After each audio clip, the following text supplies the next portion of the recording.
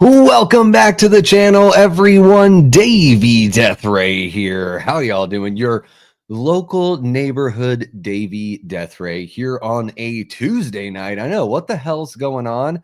Guys, I did really miss you. I know I've tried to voice it so much. Just maybe come back. Please come back to me, baby.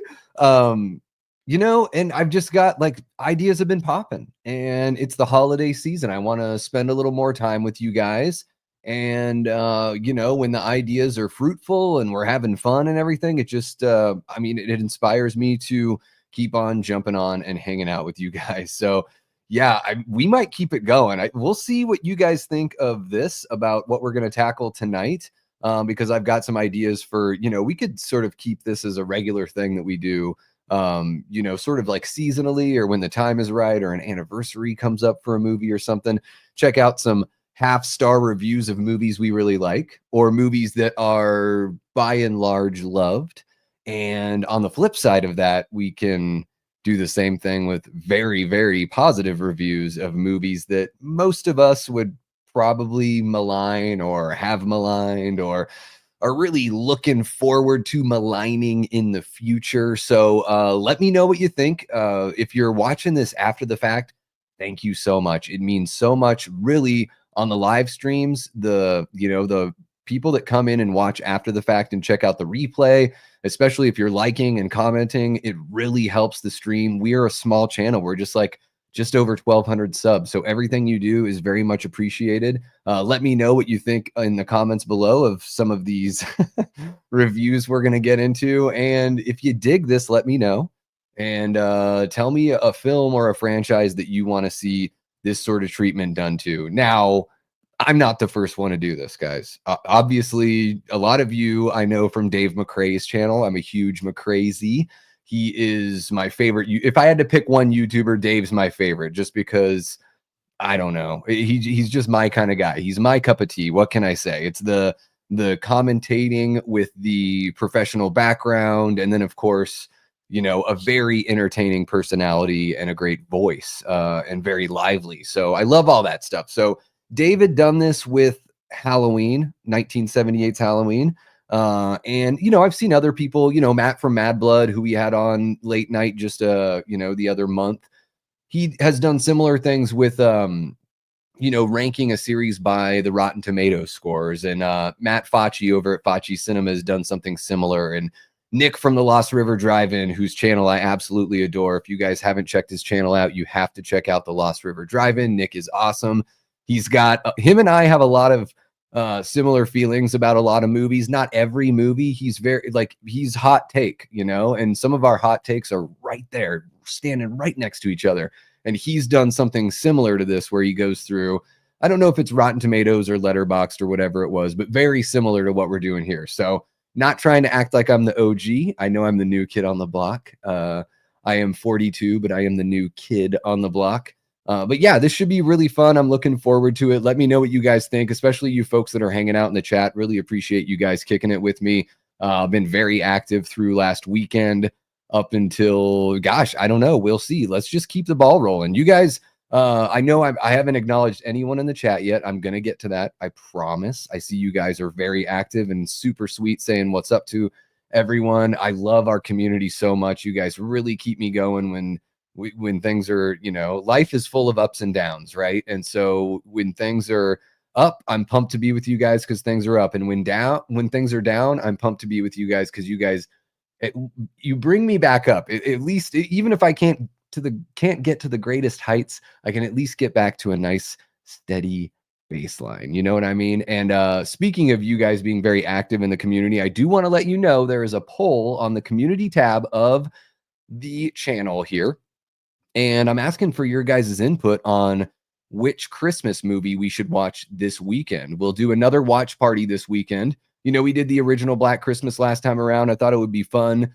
It might be kind of fun to switch up and do like a little bit of a different genre or sub genre of Christmas movies. So we already did horror, right? We got that taken care of. I'm primarily a horror channel, although I think you guys know this. I'm a huge lover of film and a huge music fan. So I've got a poll up here. We're thinking Christmas comedies. for this Saturday, and there are 4 options for you. We already have 53 votes, and it looks like it's a foregone conclusion, but I just want to let everyone know, we have 1,200 subs, and we only have 53 votes. So the 4 options are Home Alone, Jingle All the Way, Elf, and Just Friends. And right now, out of 53 votes, Home Alone has 53%. So I think that's like 28 or 29 of the 53 votes. I'm not very good at math, but I think like that's kind of an approximation there. So it looks like we're going to be watching Home Alone this Saturday. I've already gathered, images from the internet to put together the thumbnail. But if you feel differently and you haven't voted yet, jump in on that poll. I don't even think you have to be a subscriber to vote in the poll. I'm not sure how that works on YouTube. So even if you're a first timer to the channel, go ahead and join the community, hit that subscribe button. Let us know your voice here in the poll for which movie we're going to watch. And then I think next time, we're going to do an action movie, action Christmas movie for the next week. So that would be like Die Hard, Die Hard 2, Die Harder, Lethal Weapon. And I don't have that image pulled up right now, but I know there's like another more action driven, I guess it just occurred to me, Long Kiss Goodnight. Isn't Long Kiss Goodnight a Christmas movie?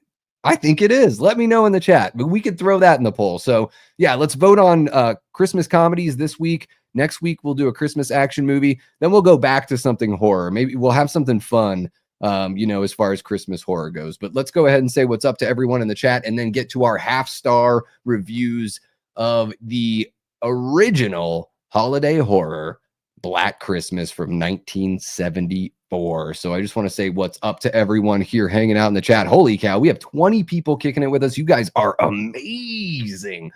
Holy shit. I know it's been very active. I thought about going live last night, but the internet was down out here in my neighborhood. And, Killjoy Jake went live, the Beyond the Rockland Grave. So, Beyond the Grave, Splattercast, and Rockland Graves, like all got together and did their bi-monthly or bi-weekly check-in and sort of like news dump and all that stuff. So I knew there was a lot going on last night. I know there's a lot going on tonight over at Pat, That Halloween Movie Collector. They're going to be watching Scrooged, the immortal classic Scrooged, with Bill Murray, directed by Richard Donner, my favorite Christmas film of all time. And it's Bill's birthday over there. Bill from the Ever Scathed. Why do I want to say Ever Scathed? I think it's because the Ever Scathed. It's sort of a tongue twister if you say it. Try to say it 3 times in a row. But happy birthday to Bill. Bill from the Ever Scathed. And I'm going to be jumping there in the chat just to hang out because, I've only gotten to know Bill through through YouTube, really. But, we got to celebrate one another. And Scrooge is fucking awesome. So you guys know I'm going to be hanging out there. So I want to be economical with our time here. So I'm going to say what's up to everyone. And we're going to jump right in. What's happening, Lamontre? How are you doing, man? Ashton Luck, what's up? Mr. New to 33, welcome to the 30s Club. Ashton, Gory Tiger, what's happening, Gory? We got Dean Renner hanging out on 2 different accounts. Whoa, I'm just going to go back and forth. Holy cow. So this is Dean's actual YouTube channel over there. I don't know why I'm pointing with my left hand. I could just go, there we go. Enter the Cinevault. Go ahead and check out Dean's channel. See what he's got going on over there. We're going to have Dean on the channel over here, I'm sure, at some point for late night, and we'll see how we vibe. We vibe very well in the chat, Dean, and maybe we can do some other stuff. I always, we do all these watch parties, like, and doing them alone. It's like there's pluses and minuses going at it alone or doing it with someone else. So let's put together some fun stuff. We got Trisha McMasters, one of our great channel members, as well as Dean. He is one of our channel members as well. Thank you so much to both of you for being members and hanging out during all the fun member stuff. We got Aaron Click kicking it. What's happening, Aaron? Big Rod is in the house, one of our great channel members. And Big Rod inspired the whole QR code over here for Venmo and shot me a little something because he wanted to make sure I got the biggest piece of the pie possible. Guys, super chats are great. Gifting memberships is really awesome too. That QR code is the best way. Just if you want to put money in the pocket without anyone else touching it, that's the one right there. Thank you so much, Big Rod. Really appreciate you. Paula Fitzhenry is back to membership. Thank you so much for being a member, Paula. Hope you are doing well.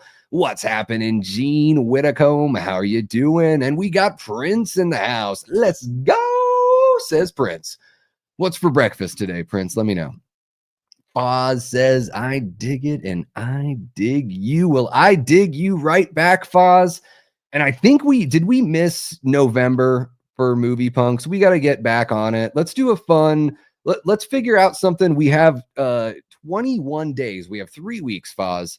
Let's figure out something fun for everyone to do for Movie Punks. I think we could put together a banger of an episode. Absolutely. Let's see here. Davey, the checkered fine man, has had his very eyes. Yes, my eyes are healed and we're very happy. Yes. Now let's go and start the show. Hell yeah. I know there are people that find this movie dated and not like it, but I love it. I have no problem with it. I'm pumped to get back into it and just show you guys what people are saying. I'm sure it's not going to be much of a surprise. Guys, I read a few of these. I skimmed around just to make sure there was some good meat on the bone here. There are people that say the movie's boring. There are a lot of people that are sort of, culture warrior goes all over the spectrum, right? Usually it's on the extreme of either spectrums or of either side of the spectrum. There are some culture warriors here because holy crap, they have got some very big gripes. I bet a lot of these half stars for Black Christmas 74, I bet they're 5 stars for Black Christmas 2019. That's my quick way of saying it. We got Jamie Hart, the OG Death Squad mod in the house. What's happening? Jamie says Black Christmas is a classic. It doesn't deserve any hate. We're going to get into some fun ones. The first one that we have here is like a friggin' essay, which to me is like, man, you gave a half star and then you wrote so much. It seems like maybe this first review, maybe they want to go back and give it another watch. I don't know. What's happening, Adrian? How you doing? And we got Alessandra Galeotto. How are you doing, Alessandra? Welcome to the channel. I think this must be your first time. Welcome. You're hanging out with the Death Squad, so everybody make Alessandra feel very welcome this evening.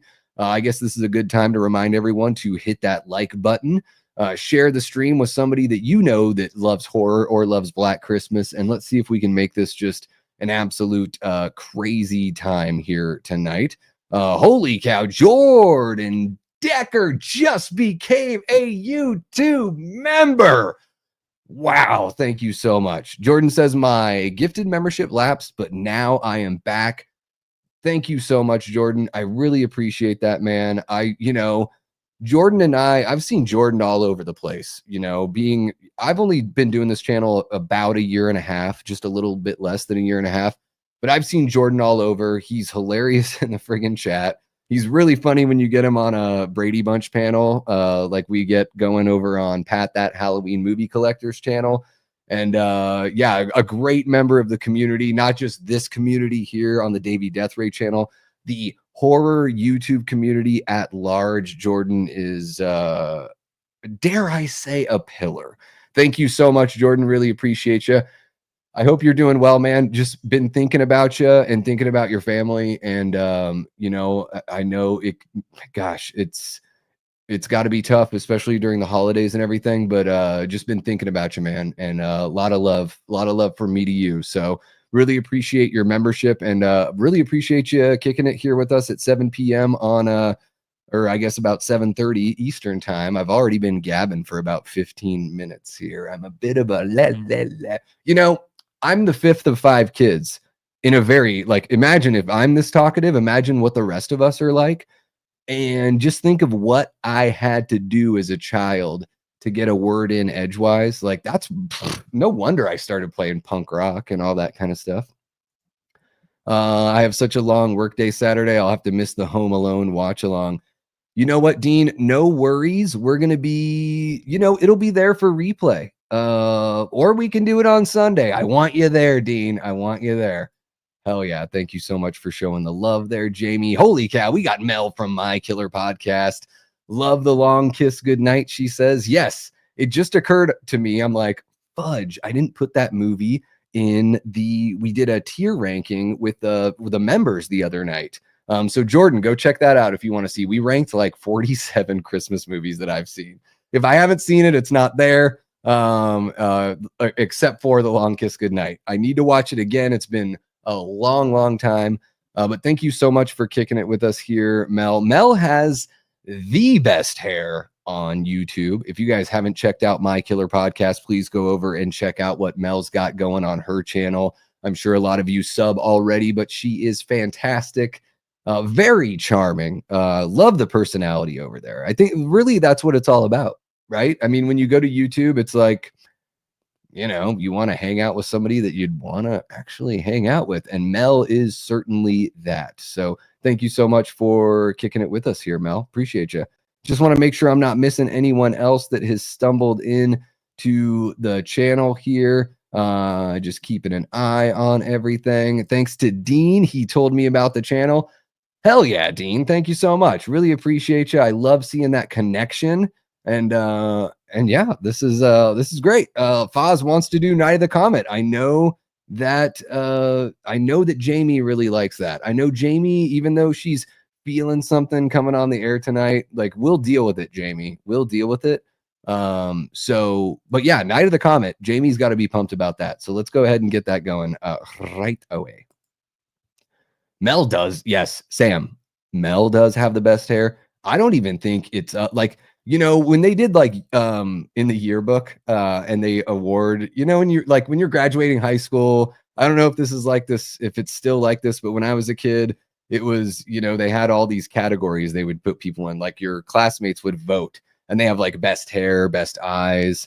They had, when I graduated, they had, what was it? It was motor mouth, most talkative, and most likely to join SNL. I won both of those, but they only let me have one, and I won most talkative by a bigger margin. So they gave that one to me.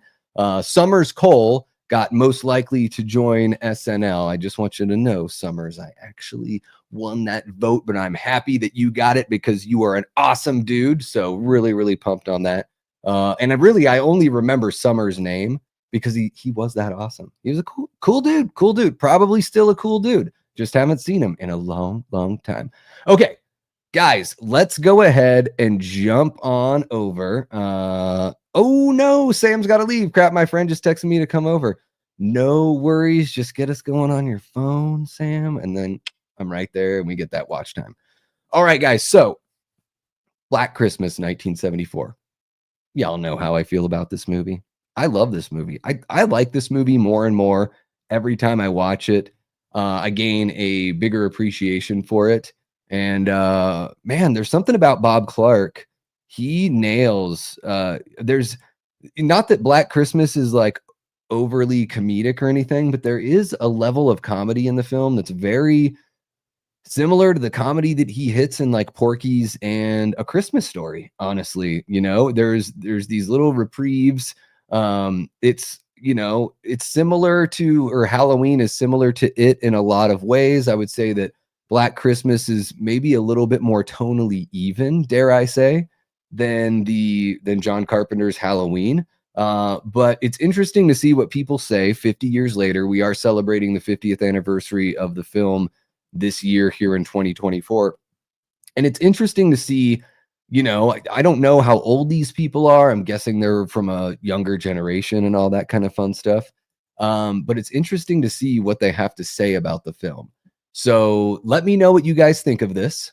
If you guys enjoy this sort of thing, I've already done a little preemptive research. I think it would be really fun to, yeah, like I said earlier in the stream, look at Black Christmas 2019, but look at the 5-star ratings for Black Christmas 2019. I think that would be pretty great. Aaron says the comedy blends well, unlike the OG Last House on the Left or Halloween 5. Yeah, I don't, oh man. Yeah, the similar kind of stuff, huh? The cops with all the whistles and the Barney Fife kind of stuff. Especially in Last House on the Left because of how grim, like that movie. If these people give Black Christmas half stars, I bet most people would give Last House, if they could, would give them 0 stars. because Last House is really, really rough. I did look at one of the movies I want to cover later on, folks, is The Evil Dead. A lot of people were very, very obsessed with one particular scene in there that destroyed their sensibilities. I'm sure you can, if you've seen the movie, I'm sure you can imagine what that scene was that destroyed their sensibilities. But we will save The Evil Dead for a later date, even though I love it so much. But yeah, let's go ahead and jump on in. Let's see, unless there's anything else I've got to check out. Oh, I do want to let you know there's a poll going out here. The poll is the question is, does Black Christmas 1974 deserve this kind of hate? Out of 19 votes, 95% of people say no, it's a reflection on its time. And 5% say it's an outdated film. Holy cow. Whoa. One person out there swung a huge haymaker. Scatchamagauza, as Greg the Bunny would say. Let's go ahead now that I'm refreshed on my drink, and I'm going to have a little of the sour diesel here. Here we go. Guys, this first review is intense. So let's go ahead and scooch on over here. Yeah, Mel, just you wait. Holy cow. Let's see here. Which button do I push? There we go. All right. So this one comes to us from S.C. Wilson. And this was just a few days ago, December 7th, 1924. December 7th, 2024. So S.C. Wilson says, while there are a couple good things about this movie, it is so horribly riddled with sexist language and perspectives that I was repulsed within the first 10 minutes. Maybe it had its heart in the right place, but it seemed much more like an opportunity for Roy Moore to vent some prejudiced imagery. There was a lot of needless dialogue with women verbally thrashing each other. That never happens. Jokes about and a phallocentric vulgarity weakly trying to disguise itself as women's liberation.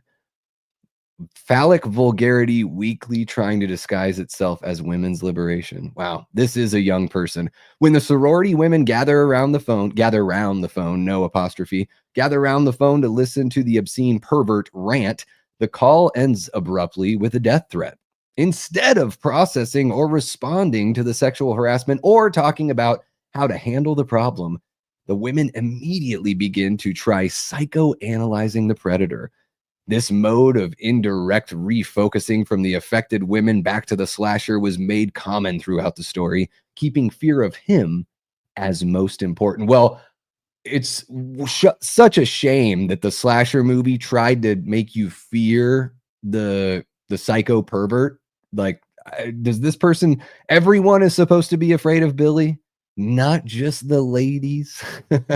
And I love the instead of processing or responding to the sexual harassment. So yeah, you know what? That's, I guess in 1974, it was more like, is this funny? Is this a joke? Like, you know, it was a totally different time. So it is really funny to say that, you know, what they should have done, what these characters in this horror movie should have done is put down the phone and have a discussion, put together a symposium about how they need to, you know, psychoanalyze the predator and figure out what's going on.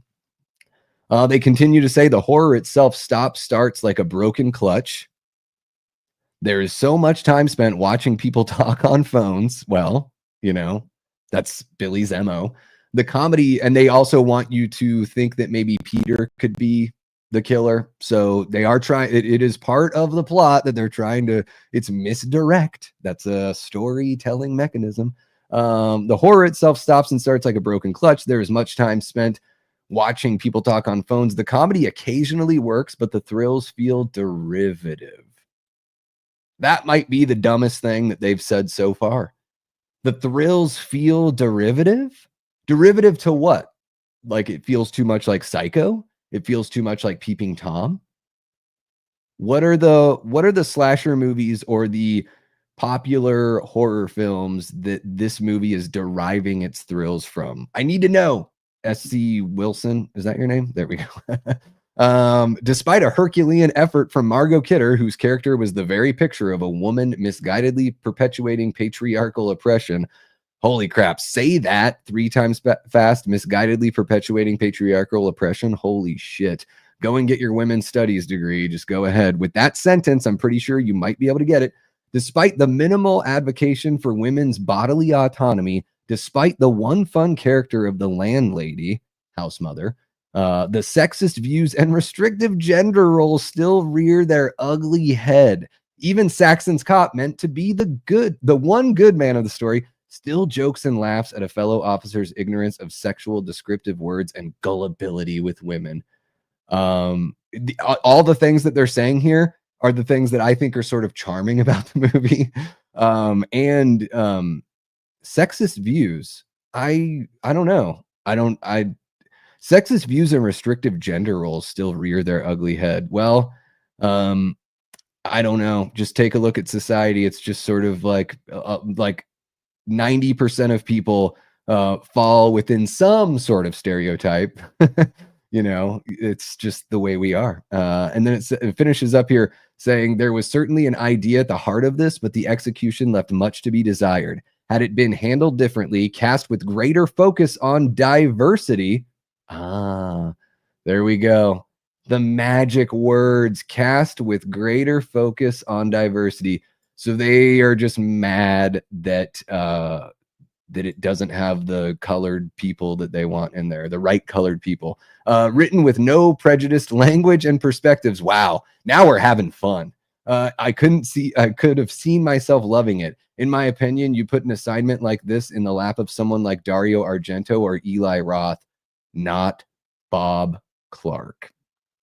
Wow. That's the biggest one I think we've got, guys, and maybe we'll skip some of the bigger ones just so or bigger reviews here.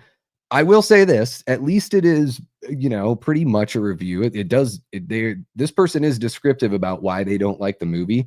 They're holding it up to some very odd, first off, how many movies are really like that realistic? I don't think many are.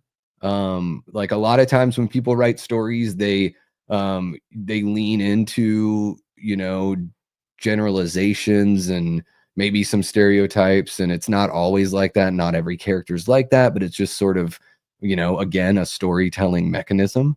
And let's see here. I almost forgot to get my music going. But really, I could have seen myself, no prejudice, languages and perspective, or language and perspectives. I just feel like this is one of the running themes I've seen, especially when I looked at the Evil Dead reviews of a bunch of people that are reviewing horror movies and they really don't want them to be like a horror movie. So yeah, this one's wild. I want to see what you guys say because there's so much to say here on this one. Gory, I have not checked out the 28 Years Later trailer. I never watched 28 Weeks Later.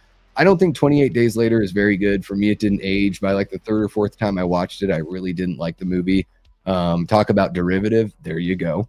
So no, I haven't checked out the trailer yet. I don't know if I will. Covering news and doing a bunch of movie reviews and reacting to trailers can be kind of fun, but also it takes more of my time. And I really just haven't seen the views there. So, it's just one of those things. What's happening, Dave? How are you doing? Great to see you. This person must be 17, says Jamie. This review is ridiculous. Ashton says they sound fun at parties. That is hilarious. Let's see here. I love these classic movies today. There's too many kid gloves being worn. Yes. Nothing offends me, says Vanderhoff. Yeah, there you go. This review is so ridiculous it seems fake. There are going to be some ones that I think are fake. I think this one is legit because this is like 4 or 5 paragraphs. Paula says, I like the movie, but I didn't like sexism, though I can see why it's a classic. I don't know. Sexism, if you're going to define the word, go look at the definition of sexism because that word is going to be thrown around here a lot. I don't think the word sexist really applies to what we're talking about here with this film. There's other words in that realm. Misogynistic makes more sense than sexist, I suppose. Ashton says, I'd hate to know what they think of the OG Friday the 13th. Yeah. I mean, what would this person think of Last House on the Left? Can you imagine that shit? Their head would explode. Aaron says, would people do that nowadays? Put down the phone and have a TED talk? Yeah, I don't think so. I think this person forgets that, like, when you're in the moment, things are a little bit different, you know? The heat of the moment. That kind of thing. Derivative, yes, Aaron. Nothing like this came before, basically. Exactly. Yes, Jamie is slapping her forehead. This person has no idea what a world before 2016 looked like. That is hilarious. Yeah, the story is ruined without diversity. Exactly. The whole time I was watching it, I was completely distracted. Too many white people. They mentioned giving it to Eli Roth. What? He was like maybe 2 when Black Christmas came out. And I bet you if you asked Eli Roth what he thought of the original Black Christmas, what do you think he would say? He would probably be like, oh, it's one of the best Christmas movies of all time. It's like what helped inspire Thanksgiving for me. Baby Roth would have done better. What's happening, Ryan? Welcome to the chat. Welcome. Davey, you got a little muffled sounding there for a little bit. Oh shit. Does everything sound okay? I wonder if that was just a blip on the bit rate or something. Everything in my headphones still sounds okay. Sometimes I turn away, or depending on how I'm facing the mic, it might do that. But let me know, guys. I want to make sure everything's sounding good for y'all. What's happening, Billy Judd? Welcome to the chat, brother. Welcome. Dean says, I imagine this person typing with one hand and furiously shaking a fist with the other. I didn't know where you were going there for a sec, Dean. I'm glad it went that way. Okay, cool. So let's go ahead and move on. That one was, very about as boisterous as I am, in a different way. So Ensaint EDS says half star. He sounds lost, like someone trying to scream, but no one can hear them anymore. Well, I don't know what the hell that means. So moving on. Floppy Papa TV. Love that. You look at that emoji there, or his icon. Guy in a ski mask. I feel safe. Half star. I was bored. Like 2 people died. I don't know. The sound design was absolutely nuts and genuinely scary, but 2 people died. All right, guys, let's do a count. Let's do a bit of a body count here. So we've got Claire. So that's 1. Mrs. Mack. That's 2. We've got the young girl that went missing. That's 3. There was a police officer in the car. That's 4. Barb and Phil both get killed as well, right? So that's 5, 6. And then, you can count Peter, right? He didn't get killed by Billy. So we've got 7 kills in this film. So Sloppy Papa TV, pay better attention next time. 2.5 times the amount of people that you said died in this film. So, you're categorically wrong. I love being able to just say that. And then we've got, look out, this one has spoilers. Iua says, half star. It's incredible. It's incredibly how everything. Oh gosh. Okay. So bad grammar already. No capital. It's incredible how everything about this movie made me mad. First, the misogyny is all around. They aren't playing about it. No punctuation at all. I'll punctuate it for them. Also, the characters are so fucking dumb, annoying as hell, and incompetent. Have you seen a slasher movie, Iua? Have you ever seen any horror film, any of them? I mean, go back to the 50s and 60s. Annoying as hell and incompetent? Sounds like my shit right there. They leaving the girl unconscious. Them leaving the girl unconscious in the house where everything happened with the body still there. I can't stand this movie. Please. Ooh, first the misogyny is all around, and they aren't playing about it. Well, yeah, that's the point of the film. How is this movie like? How is this Black Christmas without Billy taunting and going after the girls in the sorority house? That is the foundation of the film. So yeah, this film is just not for you. You can't stand this movie, please. Really, I guess you should have turned it off right away. Let's see here. What's happening, Antonis? Great to see ya. A Sergeant Shitty Pickle. Shitty. is hanging out. How you doing, Shitty? Welcome, welcome. Mops Hard. Just thought Peter was the killer. Yes, absolutely, Billy. He counts as a death, though. You know what I mean? If we're talking about shit in Black Christmas, look no further than that piece of shit that came out of Blumhouse's fractured sphincter 5 years ago. There you go, Shitty. Yeah, if you guys enjoy what we're doing here, let me know. Share the video around, like it, comment down below. We'll do a reverse of this where we do a 5-star review reading, reacting to 5-star reviews of Black Christmas 2019. That would be amazing because that movie is dreadful. Oh, I'm going to get to all. No, I will not read that one. It looks like it's, is it?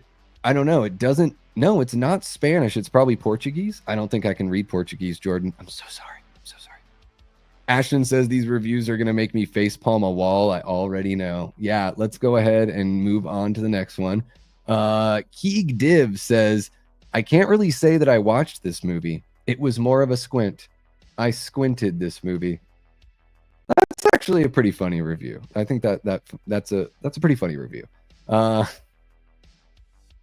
Sanme02, who's got John Wayne as their icon, but watch, they're gonna cry over Black Christmas 1974. 1.5 star, no introduction, no reason, no backstory, pretty boring, 0.5 stars. Had some nice kills, but I had much bigger expectations. I wouldn't spend any more words on this movie.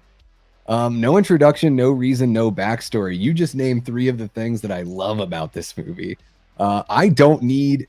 There are plenty of slasher movies out there and horror movies and all that stuff where we get the backstory and they find a way to make it work within the movie and all that stuff. That is great.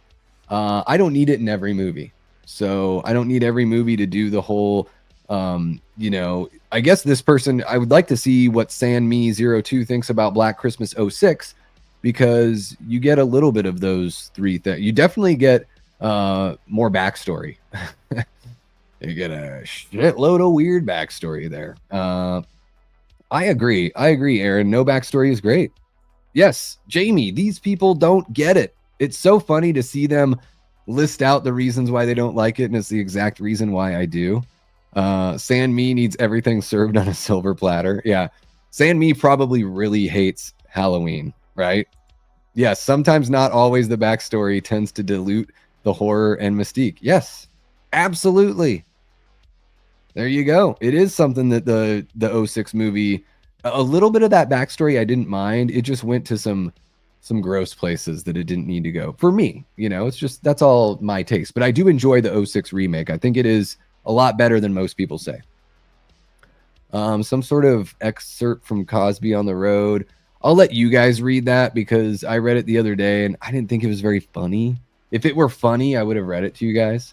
1.5 star. He didn't die at the end, which I understand is the point because men will keep harming women no matter what. But I needed him to die for my own peace and sanity. So this person's crazy now. This person is crazy because they watched Black Christmas 1974 and Billy lived through the film. So this person has lost their sanity. Yeah. I don't know. Is it the point because men will keep harming women no matter what? I guess it could be. I'm not against that. I don't think that's too self-righteous or, Me Too-ish or anything like that. That could be the point he's trying to make, because at the end of John Carpenter's Halloween, Michael isn't there. And it's it's supposed to basically, tell you that evil will never die. Evil dies tonight. But yeah, maybe this is the point. This is probably the best 0.5 star review because at least they're admitting it, that they needed him to die for their own sanity. So I'm going to give them some charm points there for that one. And they say they understand that's the point. So there's some dissonance going on in their head. I think, bones. I think that these reasons that you listed is why it's a 5-star movie. You understand the point, and you felt a compulsive need for something to happen in the movie. It didn't happen, and that made you feel a very strong emotion. So to me, I would say this is actually a positive review. I would put this on the box That would be hilarious. I would put this quote. He didn't die at the end, which I understand is the point because men will keep harming women no matter what. But I needed him to die for my own peace and sanity. 1/2 star. Eye bones. Hilarious. Yeah, Billy's the daddy and brother. It's very weird in 06. Yes. I actually think that eye bones make some sense and seem to have some insight. Yes. Yes, absolutely. You guys got it before I did. It took me a second to get there. Yeah, iBones immediately got rid of all their phones. Yes. What's happening? Tiana loves movies. Welcome to the chat. You are kicking it with the Death Squad. Really appreciate you joining us here tonight. Holy cow, guys. We have 24 people watching the stream right now. If you are watching live, please make sure to hit that like button. Participate in the poll that we have out there as well. And yeah, thank you so much. Really appreciate you joining us. Let's see here. More talking about the 06 Sergeant. We will spend more time on that on a different stream for sure. It needs to die. Wouldn't even. Yeah, Jamie, please watch it though when we do the watch party. I've arranged a watch party with the Curtis and Jenks over at Twisted Locker out in Wales, and on Sunday the 22nd. I believe we are going to watch Black Christmas 2019 and tear it apart. It'll be like a Davy Science Theater 3000 with a couple guests. I will say this, Jamie, it's entertainingly bad. It is that. It is so bad that it's good. What's happening, Leanna? How are you doing? Great to see you. One of our great channel members here. Thank you so much for kicking it with us here tonight.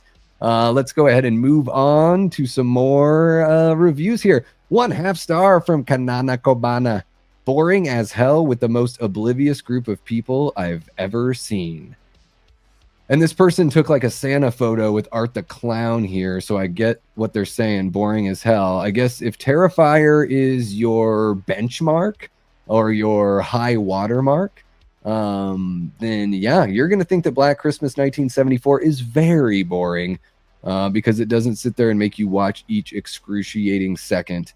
This is just one of those common complaints we're going to see from people that watch a movie that's 50 years old and they can't put themselves in the time and place that the movie was released, right? So they're sitting there thinking, I'm watching, it's 2024 and I expect this movie to look, feel, and be performed and be written like a movie in 2024.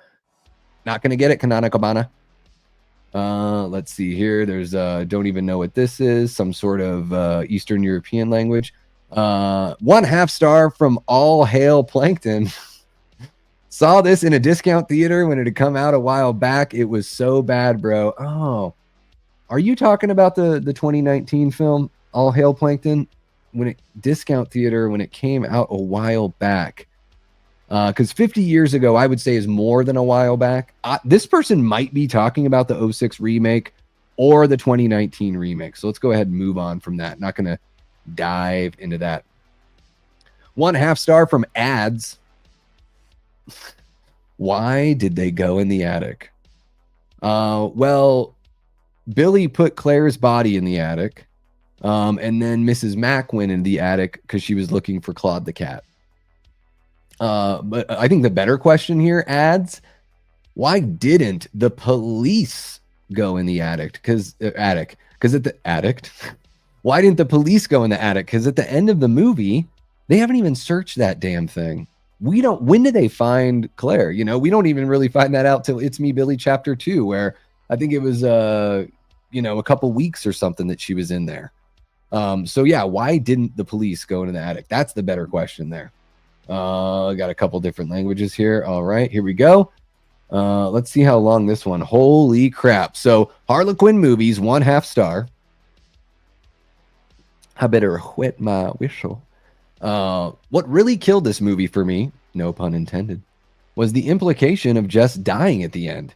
Like, from a writing and production standpoint, it's fine. It's got some solid directing and camera work, etc., and so forth. But like, dude, this person says like a lot.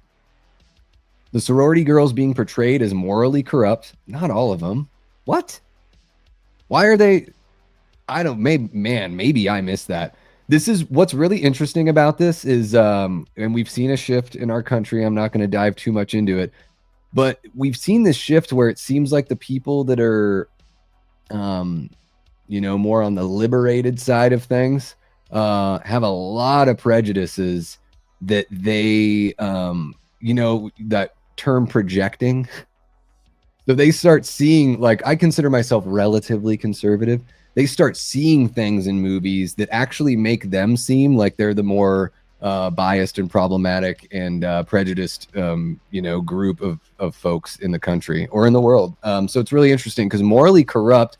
I mean, yeah, Barb, sure. I mean, is it so bad that Claire has a boyfriend and Phil has a boyfriend and Jess is like very mature dealing with what she's dealing with, and I think dealing with it in a very mature way. It's a very touchy issue, and I think this movie actually handles all of that really well. I don't think that the other than Barb, I don't think that the sorority girls are morally corrupt. But anyways, they're being portrayed as morally corrupt, or at least the sorority itself being a place of moral corruption. That's college. Feels misogynistic to some extent. Oh my God. Yeah, and the guys aren't stereotypes, sure. Like you could argue, you could argue the dad seeing it as morally corrupt is like just one character and the movie makes fun of him. But honestly, I feel like the movie genuinely doesn't treat his perspective as ridiculous, especially because, like, his daughter is dead. So his concern of her being there is ultimately validated. And why do I feel like Jess eventually dying was like her punishment for wanting an abortion? Holy shit. The reason why you felt that way is because secretly within your heart, you feel like people should be punished for it. That is so bizarre to see that in the film. I think it's just happenstance. Billy was going to do whatever he did in this movie. He doesn't care who's in the house. Like, Billy wasn't like, oh, that sorority house, they're the most corrupt. I bet one of them's pregnant. I bet the other one is dating a foul-mouthed Santa, and I bet one of the other ones wears a leash and constantly carries around a bottle and a cigarette. Like, this is wow. I think this person lost their sanity. And then they follow that up with, at least with how it's all framed and set up. It's also like unnecessarily gross consistently. Thank you for have a drink for every like in here. Actually like the stream for every like in here in a way that made me feel uncomfortable. The consistent grossness. Okay. Checked out information about the novelization and it's somehow worse. Listen, I personally think that the slasher genre as a whole is often written off as misogynistic, sadistic exploration and indulgence in women's suffering in a way that is totally unfair. But in this case, with this movie, I think that criticism is a more than fair one to make. Anyway, if you got this far, thanks for reading this behemoth of a review. Sorry for my rambles. Holy cow. Yeah, this movie is, I don't think it's unnecessarily gross consistently. I guess the filmmakers should just apologize for having a film that really makes you feel something on a visceral level and makes you uncomfortable. I see those things as positive things when I watch movies. If a movie makes me feel uncomfortable or makes me feel something physically, that's really amazing because I know it's fake. That just means that the execution of the technical execution and the story and everything is working in a way that's getting a real reaction from me in that moment. So I think that's a positive. And this movie can be difficult to watch for some folks, for sure. Let's see what you guys are saying here. Let's see here. I can't believe Gary Elwes did the 19 remake. He was the best part of the entire movie. Oh man, I can hardly even remember. Yes. We see a lone cop standing outside before the phone rings. Yes, but he would call after he did his kill. So we pretty much assume that Jess is toast. Don't look at my review for Black Christmas. I'll get canceled, says T. Parker Evan. There you go. You're going to have to look for it. Gonna have to look it up. The sorority girls was a mix of all walks of life. You had nice girls, normal, wild. Yes. True, Billy. Wait, really? No dialogue? There wasn't like a phone conversation or something at the beginning of the movie? I thought. Yeah, exactly. There it is. Glad to be a member again. Hell yeah. This review you're reading is AIDS. I think many people forget this movie came out right after Roe v. Wade was passed. It reflects the struggles of personal autonomy at the time. Young people just don't understand what it was like. Yeah, and I don't think that they pick sides. I think that's something that's being totally missed here in this review. I don't think Bob Clark or Roy Moore are picking a side here. If anything, I think Peter looks the most ridiculous because his assumption is, oh, you're keeping that baby. We're just going to get married. I'll solve every problem just by, giving you what you quote unquote need, So again, paying attention to all the, gonna call it misogynistic and say it's, stereotypical against women, but I think like horror movies in general, like movies in general, characters are all kind of a little stereotypy for the most part. Like, is Quint from Jaws not a blatant stereotype of like a old salty fisherman? Not, I don't know. I guess I should get upset about the way the male characters are portrayed in Jaws, because not everyone's like that. Of course, Paula, you got it.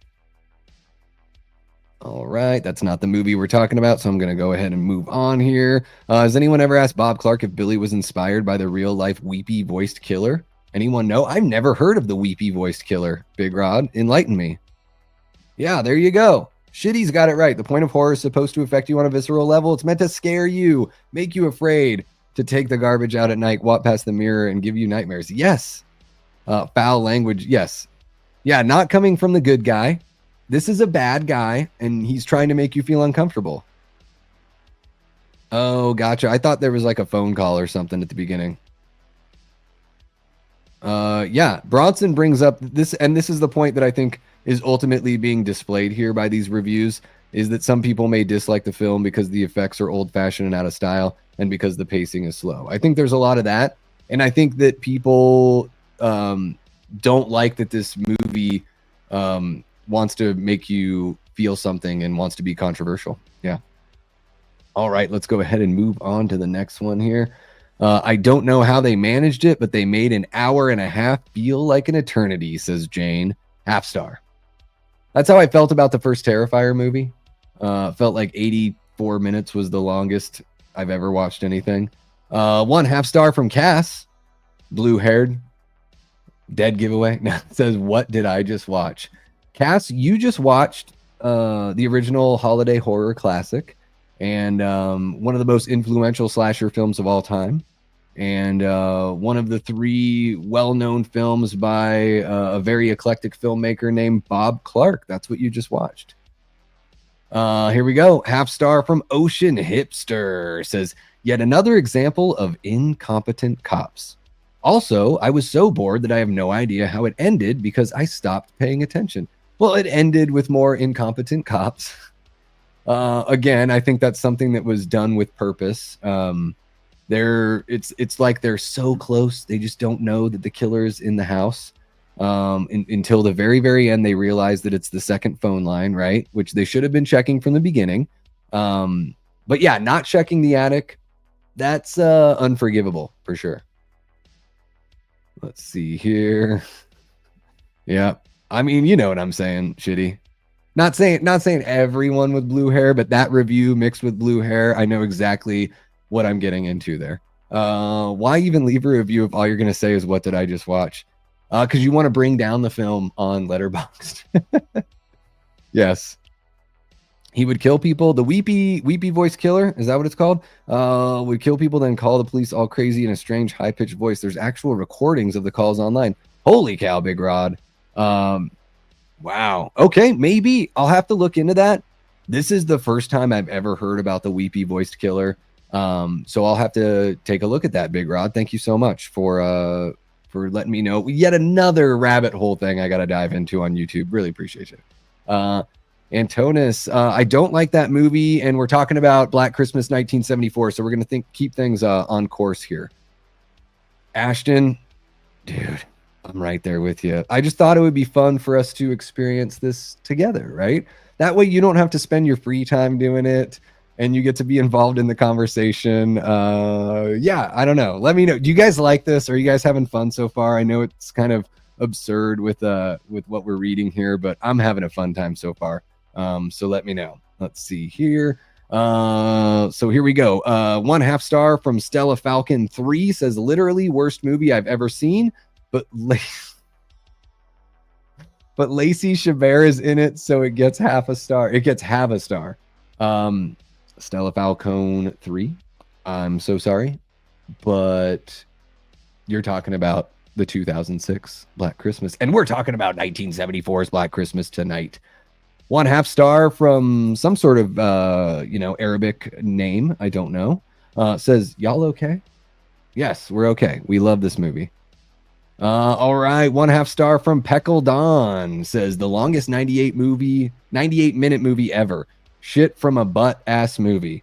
They should have tried this at The Hague for making this shit so boring. I don't know what that means. What's The Hague? Worst part is some of this is genuinely affecting. Oh, so you're admitting that some of it works. There are beautiful horror images in this picture, but everything around its ass. I think you mean, but everything around it is ass. I don't think you use the apostrophe for that, really. Yeah, shit from a butt-ass movie. Put that on the box as well. I don't know what the point this person's trying to make, because they say it's genuinely effective. Some of it, Anyways, not going to get me to say the N-word. 1/2 star from Madison says probably the worst movie I've watched because of Letterboxd. I think probably one of the best movies you've watched before because of Letterboxd. Let's see here what you guys are saying. There you go. Thank you so much, Jamie. Appreciate you. Yeah, I'm sorry, guys, if I'm keeping it a little more on point. I know that Pat and Bill and all those folks are starting their Scrooged stream. So I just wanted to be able to get through a bunch of these with you guys tonight. And, back in the day when the channel was a bit smaller, I would sort of getting sidetracked, no big deal. But I want to keep things a little more on point here now that we're got a full room here. Big Rod says, I guess it could have been his crime starting 8. Okay, there we go. Maybe. I think that just Billy is an effective version of, schizophrenia on screen. I think it's, if anyone should be, offended, it's the people that are mad about stereotypes for folks with mental illnesses. Aaron says, this is good. Dean says, this stuff is comedy gold. There you go. No, it's fun. They just don't get it. Yes. This terrible ass movie was effective. Yeah, it was beautiful. It had beautiful images, but I don't like it. 1/2 star from Ash says this might possibly be worst film I've seen. Yeah. What are the other movies you've seen, Ash? Prove me wrong. Prove it. 1/2 star from Weronka says old horror films were so boring and not scary. Yeah, that's a pretty shallow review right there. Not even really a review. 1/2 star from Laura It's W. Average pro-lifer. Again, projecting. I don't think this movie picks a side either way. I think that pisses people like Laura It's W off. I think that's why people are attacking the way that they're handling the whole situation with Jess. They want it. If it's not 100% that she is absolutely right, and we don't go through seeing her go to the clinic and all that stuff, the fact that it's left up to interpretation and that you have to think for yourselves is pissing this person off, because I don't think this movie's pro-life, and I don't think this movie's pro-choice. I think this movie has a star final girl who has an unwanted pregnancy and is trying to navigate that in the midst of a psycho killer in her sorority home that wants to kill her and all of her, housemates. And there's a conversation there. Jules fell asleep. 3 sleeping emojis. From somebody that looks like their icon is Fairuza Balk from The Craft, maybe. Here we go. Short take, poop, skull bones, says business person. I love that, business person. Long take, very, very outdated. Not scary or unsettling in the slightest. and undeserving of its cult status. If this is in your top slashers, then you must have awful taste or strong nostalgia. Mic drop. Goofy ass acting, annoying ass characters, and a twist you see coming from a mile away end up making this movie's 90 minutes feel like Oppenheimer. So, award worthy? Is that what you're trying to say? I don't know. Not scary or not scary or unsettling. I completely disagree.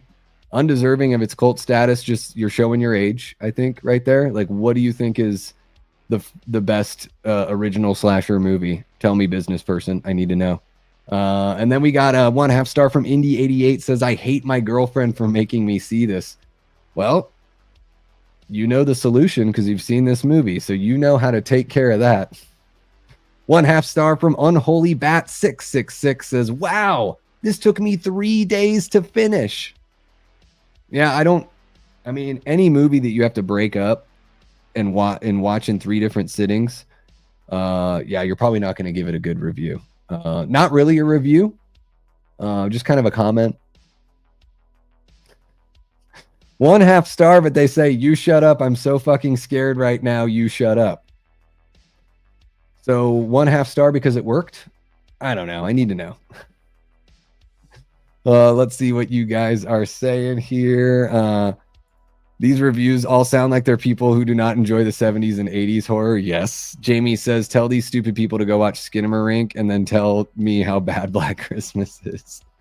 Skinamarink is a child's fever dream. I hated it and am not shy about it. It gave me a migraine. Wow.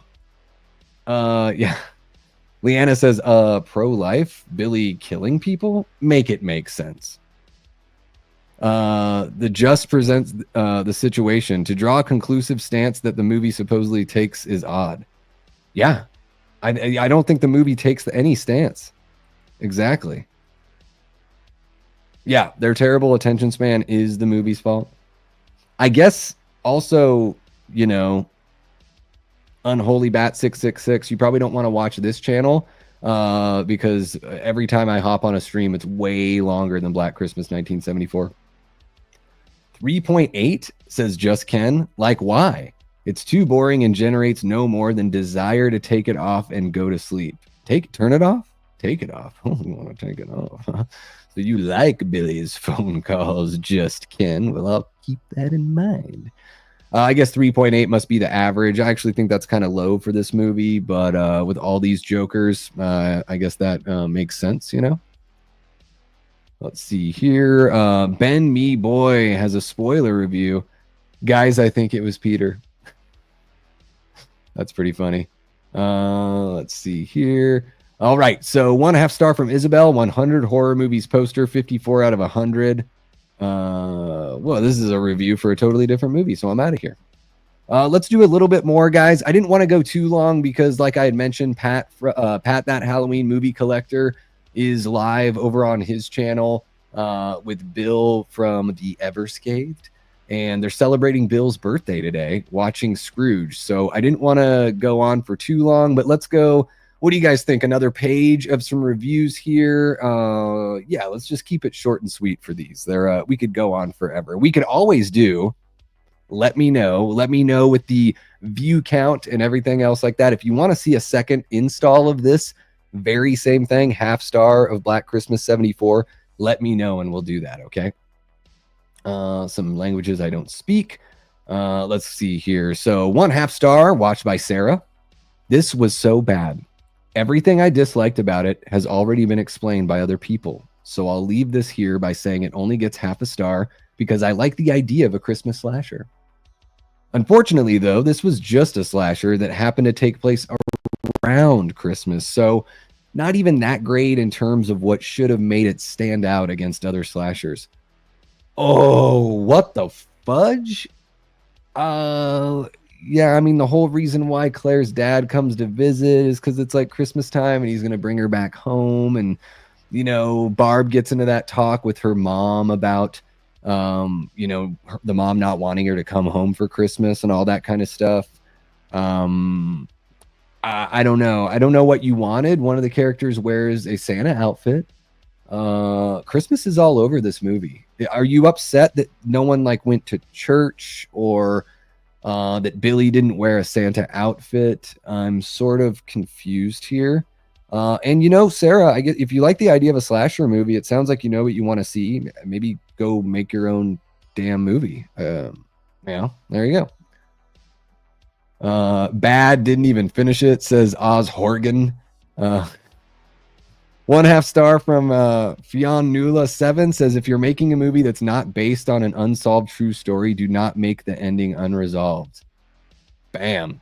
She's just told everyone what to do. Literally, what was that catastrophe I just sat through, not say through. Do not make, so if you're making a movie that's not based on an unsolved true story, do not make the ending unresolved. Why not? I think it's really effective and really creepy. I think it puts a friggin' pin. It's an exclamation point at the end of the movie. Again, I don't fault other movies for having resolutions. I like a little bit of everything. So when a movie comes along like Black Christmas, or the way that John Carpenter's Halloween handled it, clearly, you know, inspired in so many ways by this film. And a lot of horror movies have ended with not happy endings. And I think that's sort of part and parcel for about half of the horror movies out there. On the one hand, they want to make sure they can get a sequel if the film does well. And on the other hand, I think it's effective horror storytelling. So I don't know. Maybe I'm wrong. I want to jump in and see what you guys are saying here. Looks like we might have a few new people jumping in to the chat. So let's see. Oh, we got Coy hanging out, one of our great channel members. Happy Sanjo. How you doing?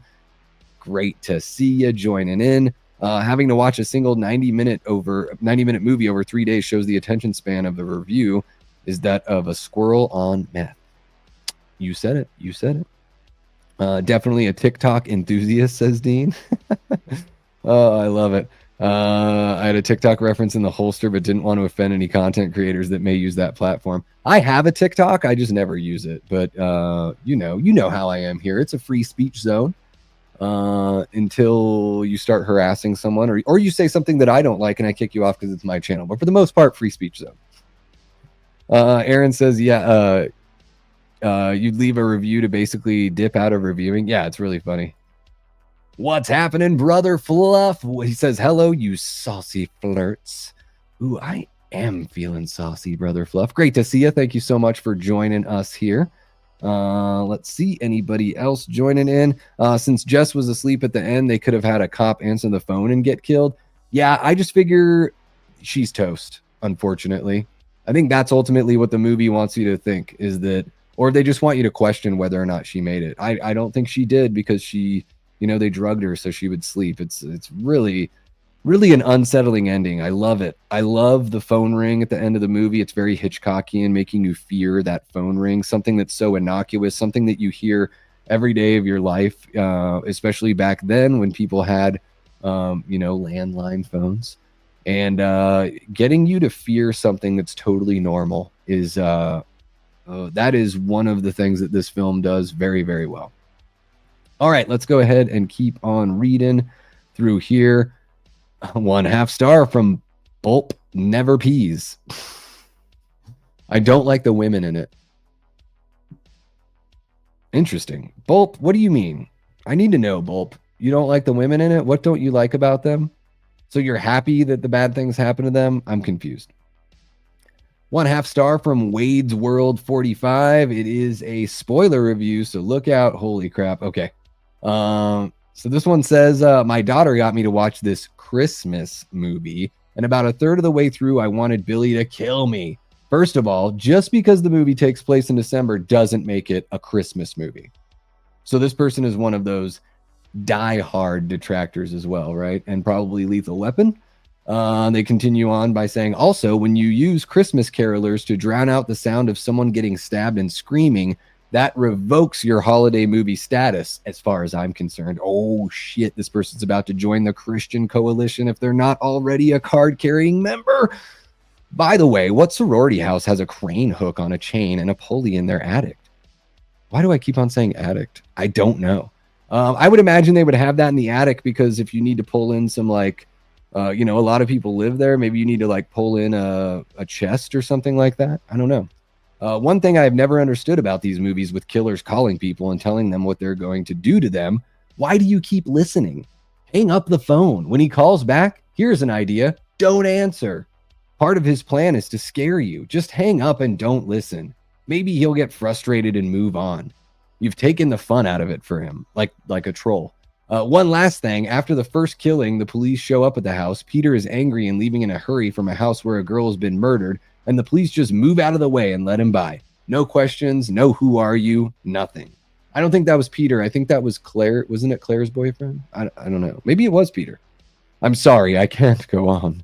Watching the movie took time from my life I will never get back. Oh, I can't let it take more of my time. I need to go watch The Grinch to get some Christmas spirit back. What's the fastest way to Whoville from here? That's pretty funny at the end. I like the review at the end. This one's, I mean, I sort of commented on it as we went, but the movie doesn't happen if they don't keep on listening. Also like back then, that was your line of communication. It's Christmas time.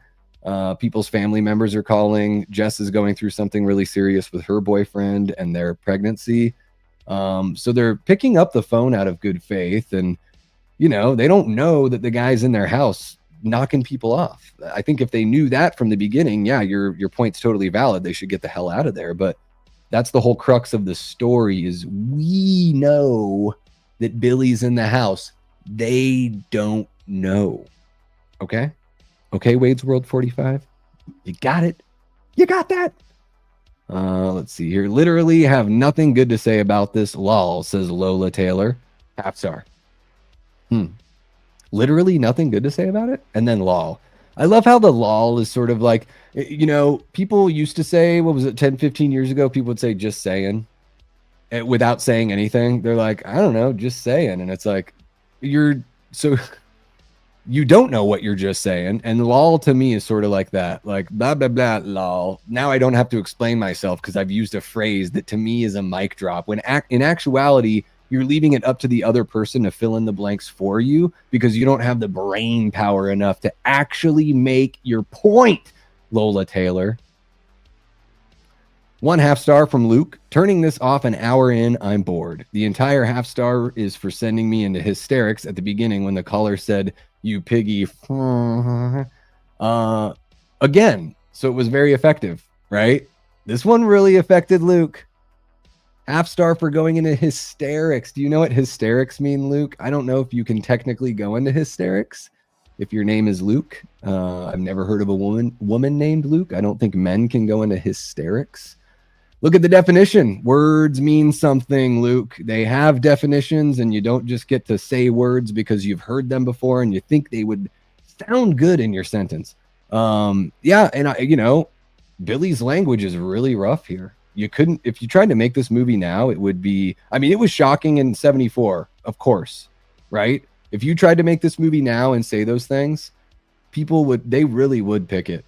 People like Luke would pick it. Again, that's the whole point. Billy's not a good guy.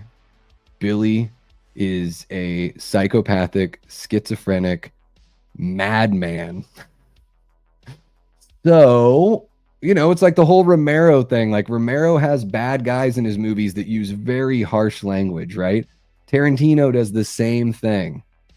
Some people use those words. There are unsavory words out there that some people use.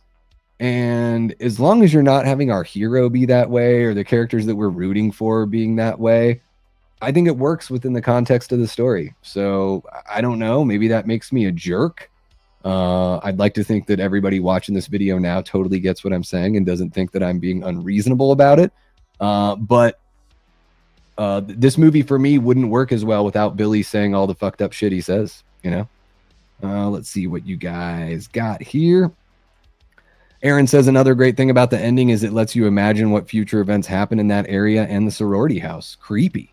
Yeah. It could just keep on going, right? Yeah. Short form, quick retention kind of platform. Yeah. Yeah, the TikTok thing it's so silly. Ripping Scream 6 while in the theater is so bad for me.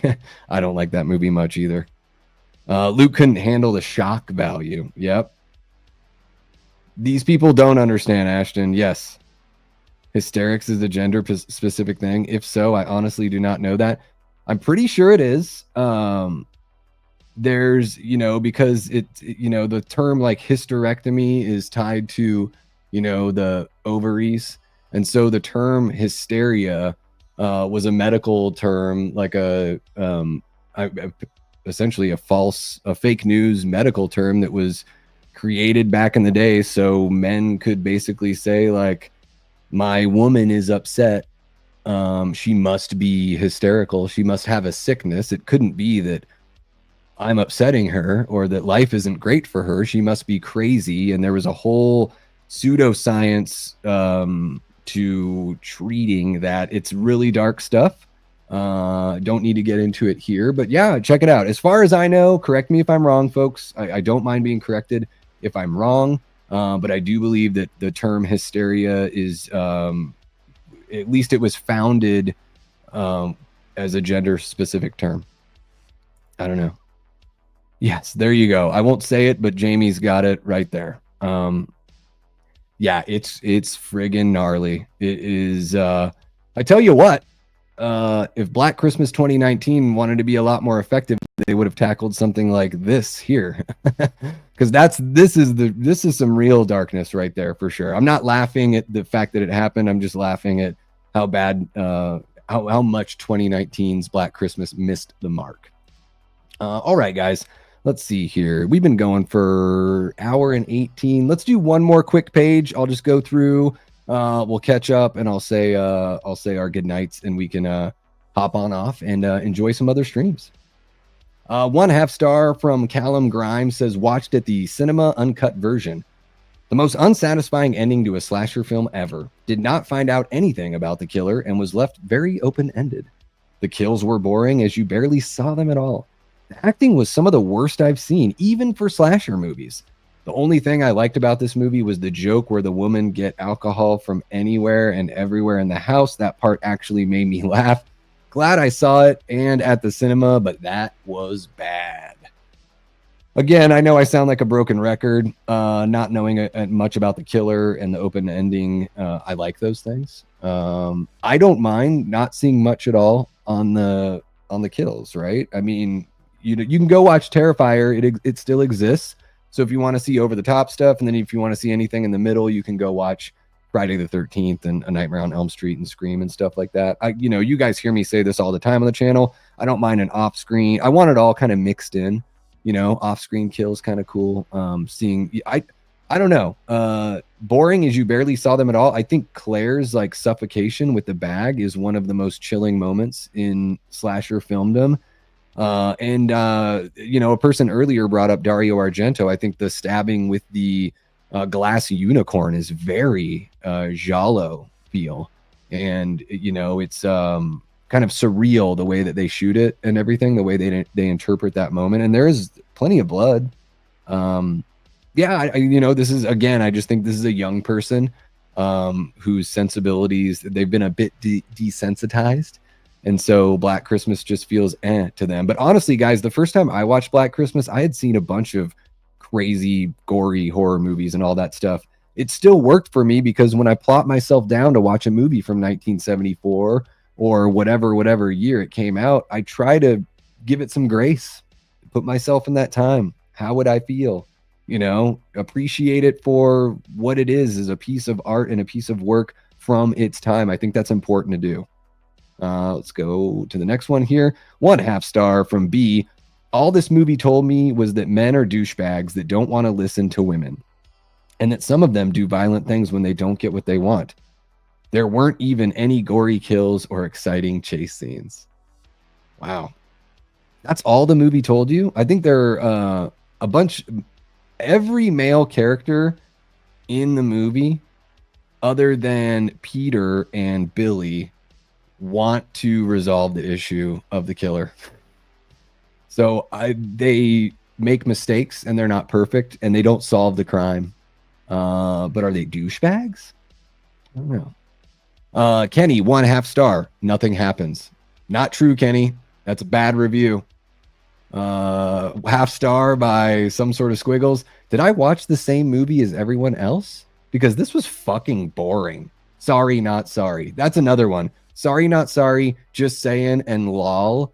Those are not mic drops. To me, those show a deficiency on your intellect and your ability to articulate the way that you feel in a meaningful way.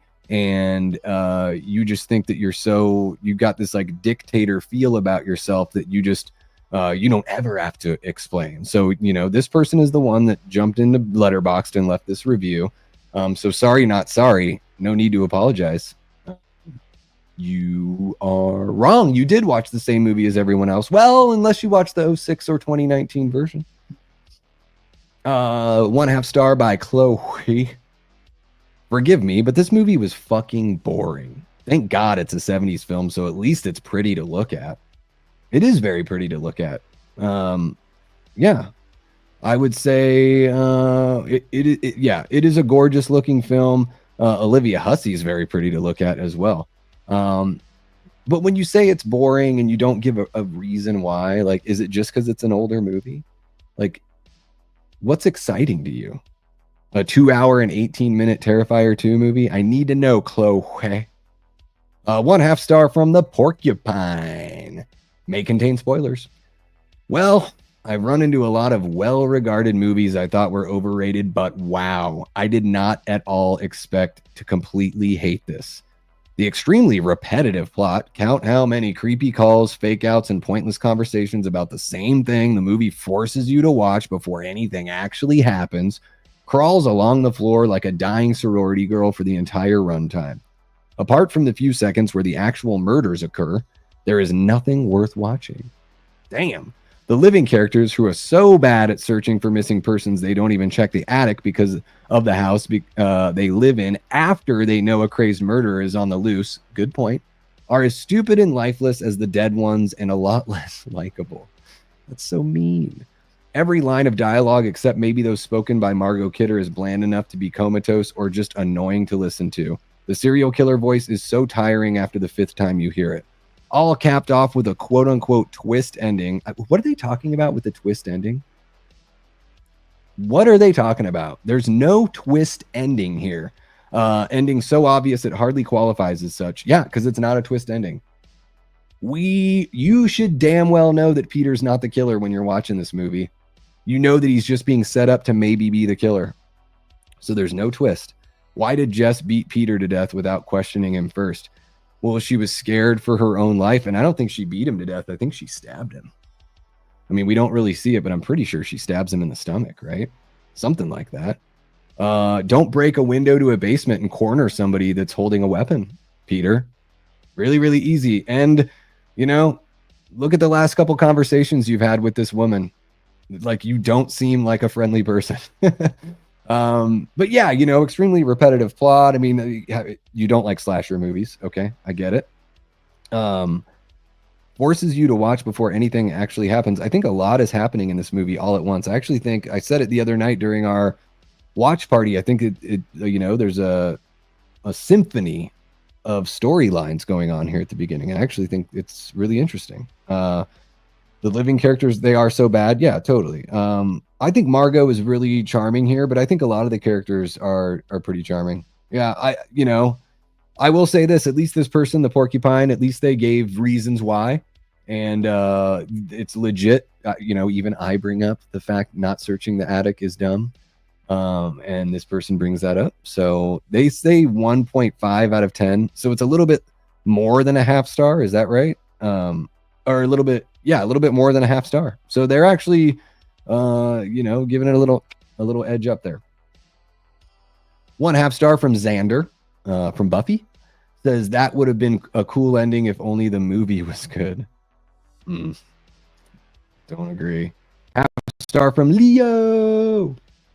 This movie was boring. I didn't like it, but the Christmas aesthetic was cool, and the flesh Christmas tree was super creepy and gross. So bonus points. I'm guessing they're talking about the 06 remake. And then 1/2 star from Swill Jin. Bad. Disagree. All right, guys. Well, we went through what, like 5 pages or so, 5 or 6 pages of 1/2 star reviews for Bob Clark's Black Christmas from 1974. That was a heck of a time. I want to catch up on what you guys are saying here on that last batch that we ended up watching here. Let me see what you guys have got. Silver lining vibrators. There you go. Definition is probably expanded now though, but I ain't offended. Well, yeah, I think people would use it as like a group craziness, like, oh, it's total, like instead of saying pandemonium, you're like, oh, it's total hysteria. But it is it's derived from a gender specific term. There you go. There you go. Yeah, it's got to be that, right? It can't be that like these people are just like unhappy because of the way they're treated, right?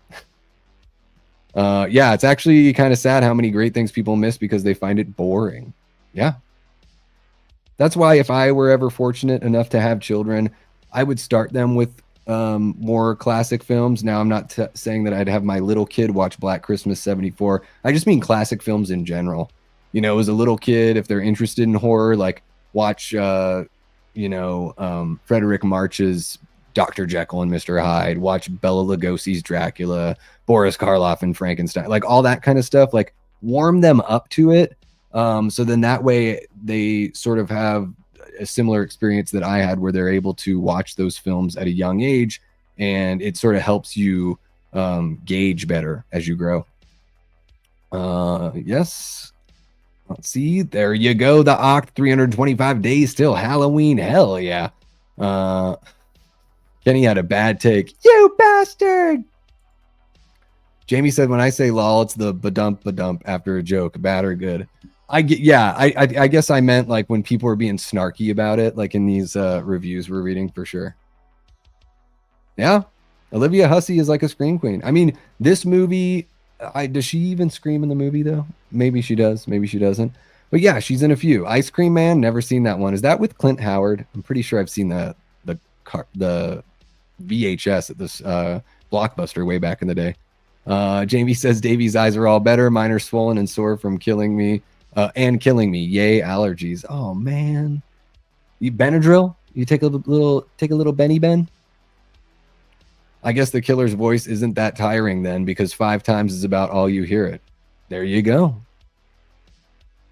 Yeah, this person wanted just, I don't know. You really did want a boring movie, right? Where nothing does happen because you don't want to hear the killer talk.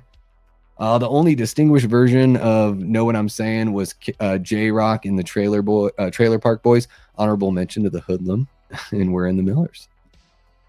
How can you tell the difference between Billy and Peter? Well, I just think as an audience member, every time I watch that movie, even the very first time I watched the movie, it just never makes sense where Peter is. And we know that we know Billy's in there. We see somebody climb up into the attic. We see somebody kill Claire. We see them drag the body up. We see them kill Mrs. Mack, and we know that it's not Peter because that person stays in the house the entire time. So I never thought that Peter was the killer, but to me, it's very plain that the characters in the movie might suspect that because they don't know what we know. They haven't seen what we've seen. We've seen it all. What's happening, MAGA Cat? How are you doing? One of our great channel members, MAGA Cat. Welcome to the chat, sir. Why was Jess seemingly unconscious when the cops found her and Peter in the basement? Did she hit her head while killing Peter or something? Yeah, I don't know. You never know. Maybe she just like fainted from the experience. Maybe he did like knock her back and she hit her head. I don't know. We don't see it, but it just could have been that the overwhelming nature of the experience. Who knows, right? And maybe the fact that she's pregnant, maybe that could make her more susceptible to fainting under stress. I'm not sure. I never really thought about it until the last time we watched it just the other day. Oh, let's see here. Yeah, passed out.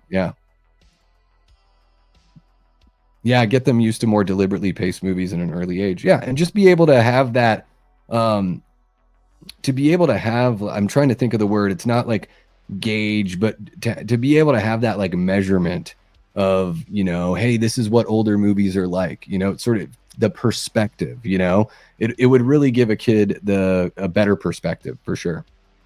Let's see what you guys are saying. 7 days till Terrifier 3 on physical media. Notice your eyes gotten better. Haven't seen Smile 2 yet. I did watch It's a Wonderful Knife. I watched that recently, and I watched what was the other one? I can't think of it right now, but we'll talk about it sometime soon for sure. There you go. Take some Claritin. Hell yeah. Yes, he does destroy a piano, which must have cost him a pretty penny right there. Favorite show of all time is a little Trailer Park Boys. There you go. There it is. Okay, yeah, and she physically exerts herself enough to take this guy out. It's very stressful. Yeah. Nice. That's what I've heard, Ashton. I got to check it out. I just haven't been able to yet.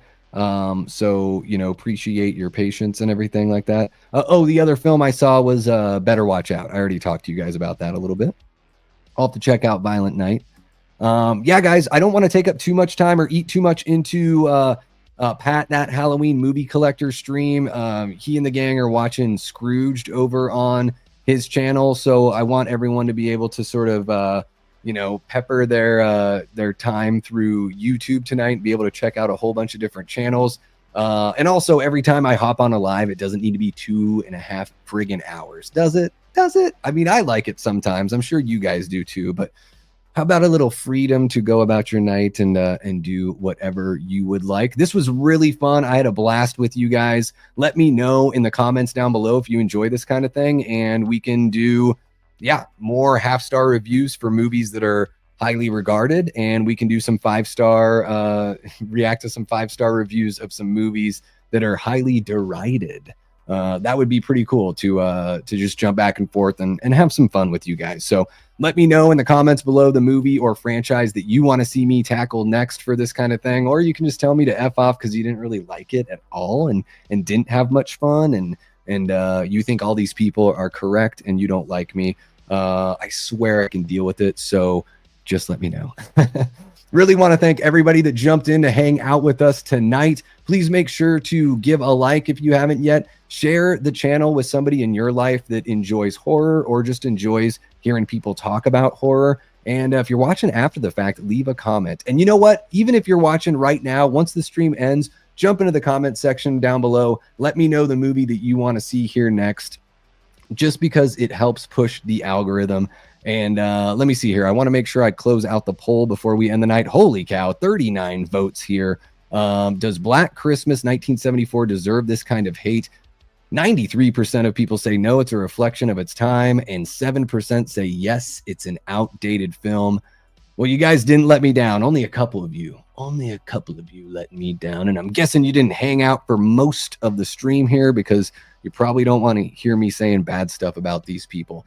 Really want to appreciate or show my appreciation and thank the Patreon members, the YouTube channel members, all 47 of you guys. You all are incredible. Thank you so much for fueling everything we do here and helping us pay some bills. Shout out to my Death Squad mods. Tonight we've got Jamie Hart in there. She's the OG. We also have Cody Snyder, Robert the Wolfman, Matt Facci, Brooke Scarlett, and I'm probably forgetting a few others. My apologies. You guys are awesome. Really appreciate y'all so much. Let me know in the comments below. Billy, let me know. Drop that movie down there in the comments so I can see it later, and we'll take a look at that. You guys are awesome. I'm going to be back tomorrow night at 9 p.m. Eastern with KB Loves Movies for Late Night with the Davey. We're going to talk about the films that made us fall in love with the medium. So I'm really excited. Super pumped to have you guys jump in the chat and let us know the movies that really made you fall in love with film as well. So let's have a fun time tomorrow night. Hope you guys have a great rest of your evening here today. And until next time, I've been and will continue being Davey Death Ray. Take care.